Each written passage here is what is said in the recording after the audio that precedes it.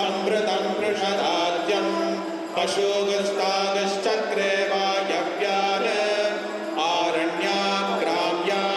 ये तस्मात् यज्ञात् सर्वहुतः ऋचः सामानि जग्निरे छन्दागंसि जग्निरे तस्मात् यजुस्तस्मादजायत तस्मादश्वा अजायन्त ये चोभयाततः गावो अजग्निरे तस्मात् जाता अजावयः यत्पुरुषं यदनुः कतिभाव्यकल्पयन् मुखं किमस्य कौ बाहु कावोरुपादावुच्येते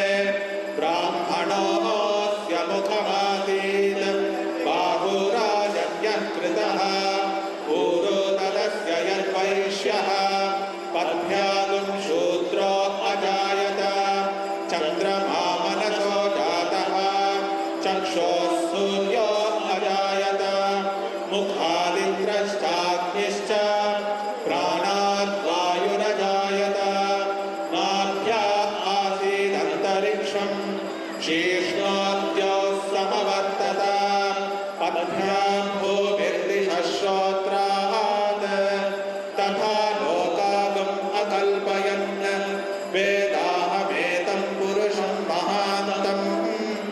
आदित्यवर्णं तमसस्तु बाले सर्वाणि रूपाणि विचित्य धीरः नामानि कृत्वाभिवदन्